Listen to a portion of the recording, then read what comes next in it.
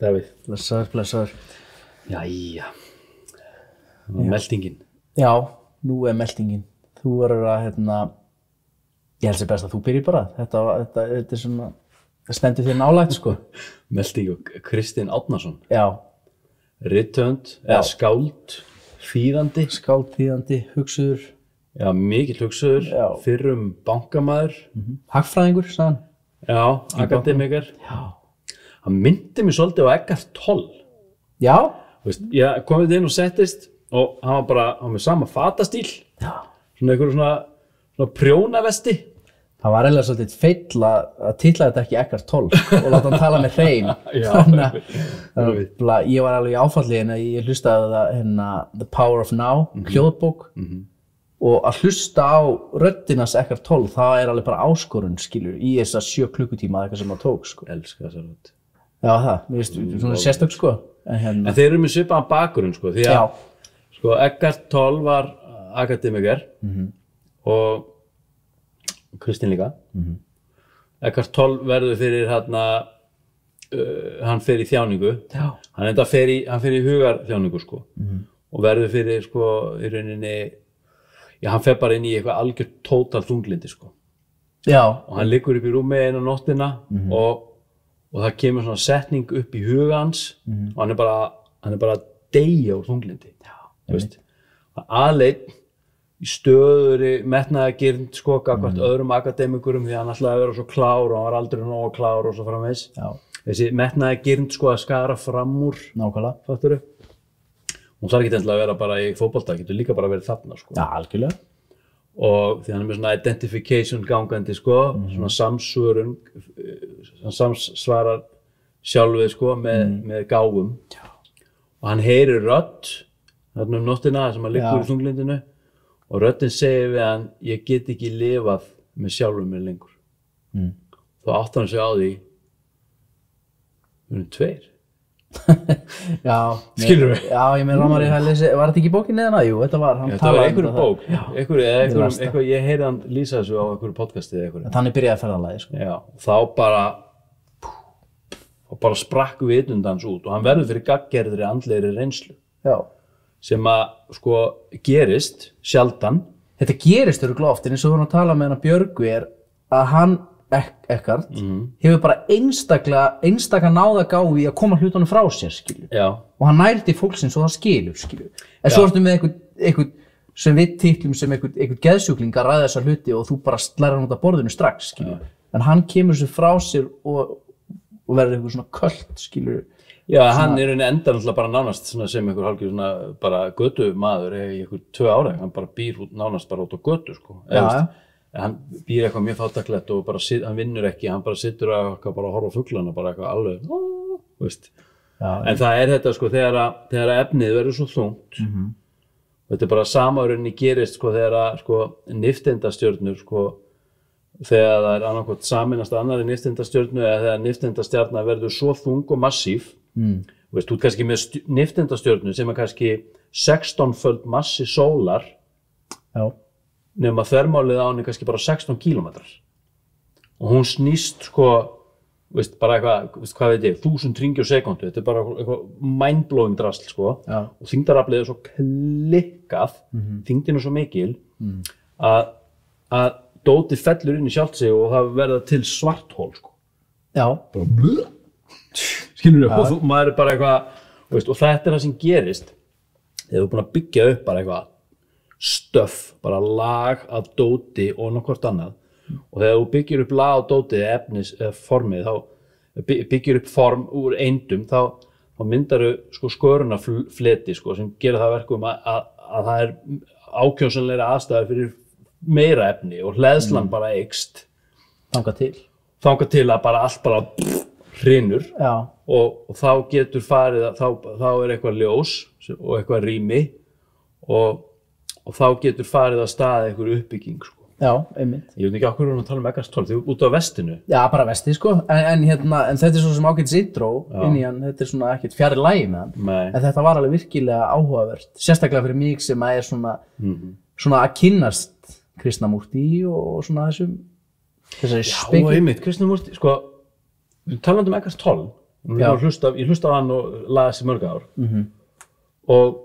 samhliða ég las Krishnamurti og hlusta á hann í mörg ár og ég kemst að því að sko að það sem Eckhart Tolle hefur lesið hann les Krishnamurti sko. Þannig að þetta fer þaðan þetta er sami boðskapur sko. Já, algjörlega sko. Og það sem að hann sko, Kristinn, hann er ótrúlega merkilegu maður og ég þekki hann ekki það vel að ég sé líki honum saman við Eckhart Tolle en greinilega uppljóð maður og búin að fara inn í einhverja þjáningu og það var einhver sjúkdómur sem gerði hann annars blindan og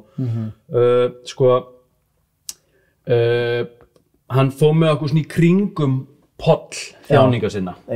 Það var hérna greinilega eitthvað sem hann vildi ekki fara inn í eða sá ekki ástæðu til og það er bara fínt nokk sko. En hann labbaði með eitthvað svona í kringum þjáningapollin sko. Og hann sem sagt, eins og Krishnamurti var fyrir á sín tíma þá fer hann inn í rauninni sko, ferli þar sem að það er sem sagt, bara líkamlega einkenni og veiki og verkir og Krishnamurti var þjáður í mörg ár altså með höfuðverki og verki í baki og því það var einhverja breytingar í gangi inn í orku kerfinu á honum sko, á hans ég geti útskýrt það eitthvað nánar. Hann var að fara í blackout og hann var að fara í dá og hann var að missa meðutund og þetta var að gerast bara kvöld eftir kvöld bara í þetta var 2-3 ár. Þannig að þetta tengist allt svolítið sko. Ja, algjörlega. Og hann Kristinn, hann sko þú þýðir ekkert svona bók. Ég er búin að lesa þessa bók.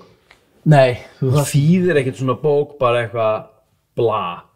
Ekki sem... Þú þegar einhver gaur bara hringir ertu nokkuð? Það er bara... Nei, hann hefur frumkvæðið þessari þýðingu og ég allavega skynjaði því ég las þessa bók, Frelsi mannsins, sem ég sko bara hvet alla til þess að lesa því að þetta er fyrir mig var þetta dýrmætt að fá sko, svona nýlega þýðingu á Krishnamurti sko, á íslensku því ég er ekki það sleipur með enskuna sko. Fannst hún hitt alveg í mark? Hún hitt mig í mark því hún var þýdd í gegnum hjartað. Hún var þýdd í gegnum visku hjartans og það var reynsla á bakvið og viska á bakvið einasta orð. Því þegar þú átt að velja orð til þess að lýsa einhverjum svona leiðavísurum sem bendaði inn í rýmið eða inn í andlega lausn. Því að sko, þú getur ekki lýst ljósinu 100%. Við fórum inn á það hérna í viðtalinu. Sko, ég er í rauninni alltaf, leiðu ég opna munnin og var hérna að fara að hreyfast og hljóð koma út og það kemur eitthvað tungumál til þess að lýsa einhverju. Leið og það gerist, þá er ég að ljúga þér. Það er lygi. Því það er alltaf einhver filter, það er alltaf einhver mengun og ef það er ekki mengun sko, hugafast þess sem lýsir, þá er það sko, mengun tungumálsins, mengun hljóðsins eða mengun sko, hugafast þess sem er móttakarinn. Sko. Fattar eitthvað við? Þannig að þú getur bara gefið pointera. Og það er þess að dæmisögur til dæmis eru svo ótrúlega fín leið og nú vil ég að vinna til dæmis í skóla með börnum sko. Ég er bara að segja þeim bara sögur út í eitt sko. Og þau halda þau sér að hlusta á ævintýrasögur en þau eru ekkert að því, þau eru að fá bara pointer eftir pointer eftir pointer. Ég er að vísa þeim inn í ljósi bara 1000 sinnum bara alveg bara. Þetta er örugglega eins svona skilvirkasta leiðin til þess að koma skilaboðum áleiðis, setja það í dæmisögu. Það er eitt sem vann hjá pappa í mörg ár. Hann tjáði þessi bara í dæmisögum. Ég veit hvernig þú tala. Já, þannig að sko, og þá þú komst inn með hugmynd eða eitthvað sem þú varst að gera, þá kom dæmisaga. Hún gat verið góð, hún gat verið slæm, hún gat bara verið svona til forvarnar. Þannig að, og það er sitjalega svona, já, og allar eiga rétt á sig, en það er svona spurning hvernig þú túlkar þessa dæmisögu, skilur. En hún er alltaf hér, sko. Já. Þetta er mitt. Hann er alltaf stiklar á stóru með svona sínar eigin baráttur og þessa, líkamlega og andlegu kvilla og fer svo í þetta ferðalag og virðist vera bara, það virðist hafa gert honum gott. Það yfirgefur efnishyggjuna sko. Já, einmitt. Og snýr sér bara, en gerir það ekki á kærulausan hátt. Fyrir ekki bara eitthvað, þú veist, eitthvað, hann gerist ekki eitthvað bara sjálflærður gírópraktor sko. Nei, einmitt sko. Hann bara eitthvað, ok, búin að læra hagfræði, þetta bankarugl er ekki að ganga, ég er greinilega í burnouti, best að taka næsta skref og það bara eitthvað mastersnám í ritlist sko. Fattarðu? Bara teku það bara mjög kerfisbundið því það þarf að ramma þessa reynslu inn og það það sem það gerir og við einmitt fórum úr sko við fórum úr inn í Björgu sem að var alveg bara með reynsluna bara og þarna en hún var samt sem að búin að draga úr henni lærdóm þessi gaur var búin að taka skrefinu lengra og hann var búinn að koma þessu í orð í gegnum í rauninni sko upprunalega orð annars en hann var búinn að sjá sig í öðrum og samhafa sína reynslu með reynslu annars manns sem rauninni bara mistari því Krishnamurti í rauninni hvað sem hann sætti sig við eða ekki þá var hann algjör boss skilur algjörlega og hérna þetta geggjað maður þetta var ótrúlega magnað sko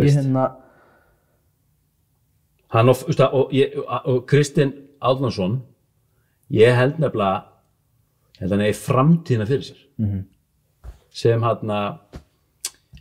þýðandi og eflaust skáld sko, ljóðskáld og bara þessari vegferð, hann náttúrulega líka að kenna jóga og annað skilur þannig ekki það, ég þekki það nú ekki en örugglega hann menn styrkjast bara og en það sem ég sé þessi maður á þessari þroskaleið það sem ég sé að mögulega hann á eftir að þróa með sér og ég meina þetta ekki sem neina gagnrýni allt svo neikvæðan tóga eða neitt svoleiðis og það það sem næsti viðmælandi hefur að þarna eru að tala sko stríðsmann andans skilur að taka að finna þessa stamínu innra með sér og rísa upp og vera trylltur fattar hvað við? Ég fattar að dansa bara í 3 sólarhringa bara eitthvað í kringum eitthvað eld og bara garga til himins bara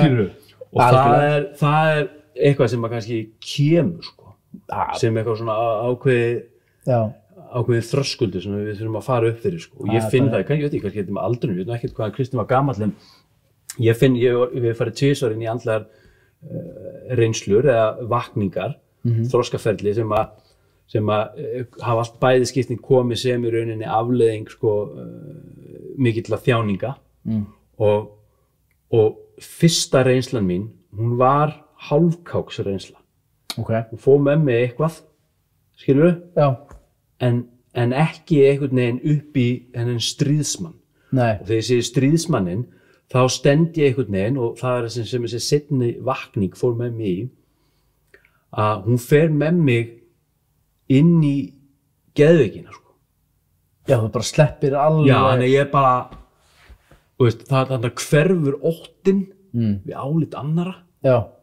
og þarna bara fer maður bara í eitthvað svona fuck it mode hvernig kemst það stig? Hvernig? Ég get ekki útskýrt það með orðum það er bara eitthvað sem ég finn að ég hafi orðið fyrir rétt fyrir fertugt mikið þjáning, mikið læti stórt og feitt falskt ego og það er bara eins og ég lýsti áðan bara lag við lag af drasli og það á sér stað eitt allsherjar hrunið og í þessum bruna rústum bara reis ég upp sko bara geggjað sko og þess vegna einhvern veginn ég er bara tilbúin til að taka öllu með fyrirvara sjálfa mig fyrst og fremst algjörlega því ég get verið alveg sturlaður og en ég faðma þessa sturlun sko og því í sturlunni er svo mikil sköpun það er svo mikil list það getur verið og þarna við erum að fara svolítið að feta þann veginn við erum að fara inn í þann bara pakka þann mann þetta er svona sjá hvernig það þróa ég er ótrúlega spenntur að fá hann til okkar og þarna mjög og við erum að fara inn í endalok þessara seríu hann er rauninni síðasti viðmælendinn í þessari seríu og hver sería er andardráttur þannig að sko, við erum búin að fara í gegnum þetta allt saman, við erum búin að fara inn í sköpunina og fæðinguna og svo erum við búin að fara inn í kerfið og við erum búin að fara inn í ringulreiðina og sýnirnar og svo erum við búin að fara í innrömmunina og þetta vitræna og núna ætlum við að fara í sko uppljómun, upprisu, stríðsmennsku, en á sama tíma hrörnun og algjört ásætti með hrörnunni og dauða og algjört ásætti með dauðanum. Og ég ætla að ljúka þessu hérna og svo ætla ég bara að grjóthalda kjafti á sögu sem að ég heyrði á Krishnamurti þegar hann sest í stól upp á sviði fyrir framan 1000 manns og þetta var áður en hann leysti stjörnunni í austri upp allir bara eitthvað voru bara geðveikt spenntir að heyra hann tala því það var allir að búast við að fá eitthvað frá honum skilurðu, eitthvað og honum fannst alltaf eins og það væri verið að taka svo mikið af sér skilurðu, en hann var búinn að upplifa uppljómun og hann var í þessu umbreytingatímabili þetta var rétt áður en að leysi stjörnunni upp sko, og hann kemur og sest í stólinn horfir á yfirliðið veist, allir bara fólk þorði ekki að anda þú geta heyrt títi frá þetta og hann býður bara svolítið eins og Eckhart Tolle, hann gerir þetta líka þú veist hann er ekkert að flytja sér sko. Nei, slagur hann er alveg slagur, bara getur liðið 2 mínútur bara og hvað svo? og veistu hvað hann segir? Já. Hann segir, kids veitu hvað leyndamálið er? Viljið þið heyra það?